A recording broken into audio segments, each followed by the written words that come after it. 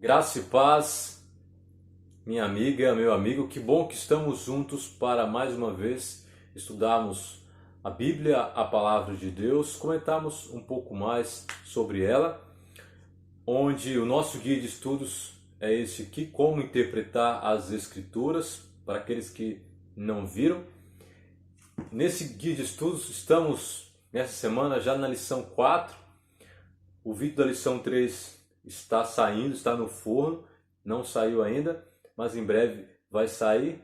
Julgo que essa semana vamos estudar um assunto de suma importância, afinal de contas, esse assunto ele gera uma ampla discussão, que é o da autoridade, basicamente o da autoridade da Bíblia. O título da nossa lição é A Bíblia, a fonte autoritativa da nossa teologia. Evidentemente, quando vamos para o mundo cristão, a Bíblia tem um papel importante. Mas será que todos enxergam o papel da Bíblia da mesma maneira? Falando do pensamento protestante, existem aí basicamente duas maneiras, duas visões de como enxergar a Bíblia. A primeira é a visão protestante clássica. Depois da Reforma Protestante, onde Lutero exalta a Bíblia, que é um dos solas, sola Scriptura, só a Escritura, essa é uma grande verdade, uma grande base, então, para o pensamento protestante, que vai considerar somente a palavra de Deus como fonte autoritativa e vai enxergar que há uma ligação da verdade, revelação e inspiração com o fato da Bíblia ter a autoridade. Então, para essa visão, a revelação e inspiração fundamenta a autoridade das Escrituras. Já para o pensamento protestante moderno, essa autoridade não tem relação com a revelação e a inspiração. Porque essa autoridade ela ganha apenas um aspecto comunitário. Afinal de contas, no pensamento moderno, o sobrenatural, a comunicação do sobrenatural, ela é excluída. Deus não se comunicou de maneira direta, essa possibilidade ela é rejeitada. E dentro da teologia liberal, que vai ter uma influência muito grande nessa compreensão, a Bíblia apenas revela a maneira com que os profetas, com que os apóstolos tiveram uma experiência com Deus. E agora você precisa repetir essa experiência. A ênfase vai ser no indivíduo. Então a visão protestante moderna, ela vai entender o seguinte, que a verdade contida nas Escrituras fundamenta sua autoridade. O assunto da revelação e inspiração e o da autoridade não estão intrinsecamente relacionados. Então, para eles, as Escrituras são investidas de autoridade meramente humana e comunitária. E aí, alguns aspectos vão influenciar na compreensão do papel da Bíblia, da autoridade da Bíblia. Um deles é a tradição. A tradição vai influenciar nessa compreensão, muitas vezes vai sobrepujar a Bíblia. Claro que tradição não é necessariamente ruim.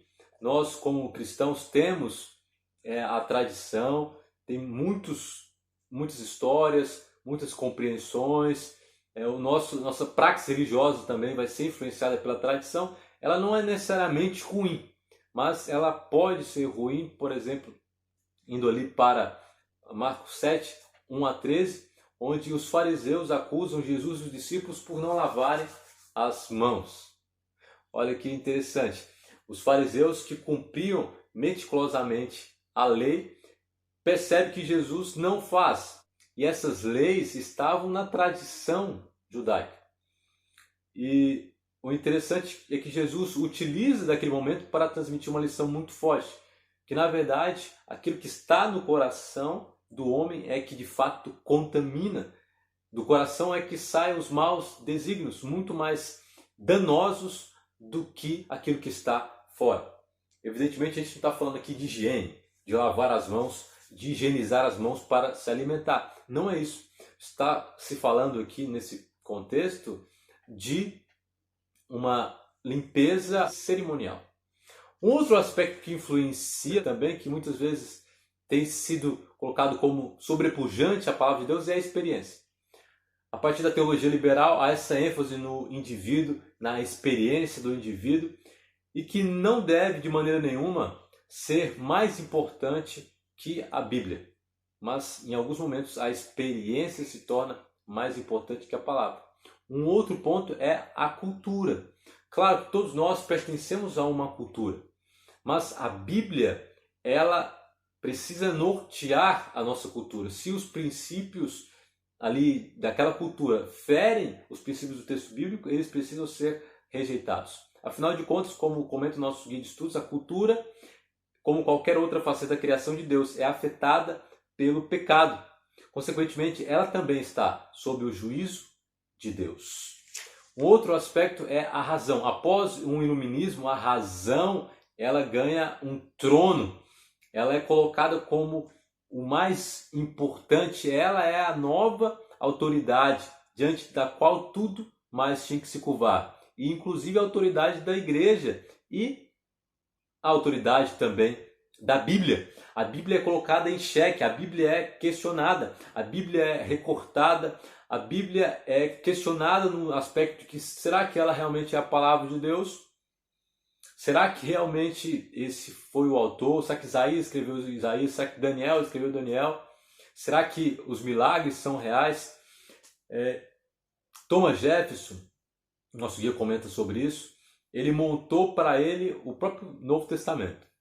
Ele tirou os milagres de Jesus, ele montou esse Novo Testamento excluindo tudo aquilo que fosse contrário à razão.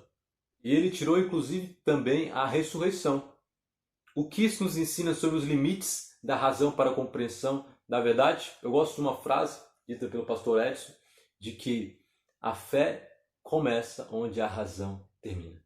De que a fé está além da razão. Obviamente somos seres pensantes, obviamente a Bíblia também nos convida a pensar, a Bíblia também valoriza a razão, mas a razão não pode ser soberana, não pode sobrepujar a palavra de Deus. E por fim, nós vimos sobre a Bíblia e como ela é extraordinária, como ela é a palavra de Deus revelada pelo Espírito Santo. O Espírito Santo que revelou e inspirou o conteúdo da Bíblia nunca nos conduzirá contrariamente à palavra de Deus, nem para longe dela. Algumas pessoas, no contexto moderno, têm tido revelações, e essas revelações muitas vezes são contrárias, vão de encontro à palavra de Deus. Se essa revelação for de encontro, se qualquer revelação for de encontro à palavra de Deus, for contrária à palavra de Deus, chocar com os ensinamentos bíblicos, essa revelação deve ser rejeitada.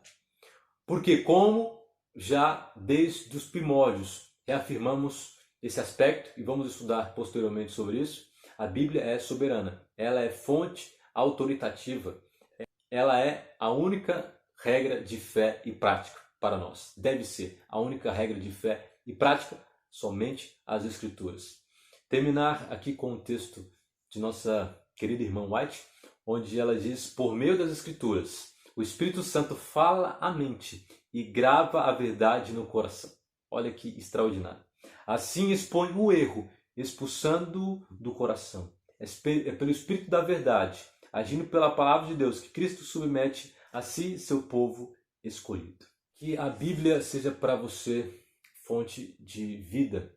E não esqueça que ela também deve nortear aquilo que devemos fazer e aquilo que não devemos fazer. Nortear a nossa vida como um todo. E para finalizarmos, quero voltar ao texto inicial do nosso guia de estudos, que é Isaías 8:20. A lei e ao testemunho. Se eles não falarem dessa maneira, jamais verão a alva.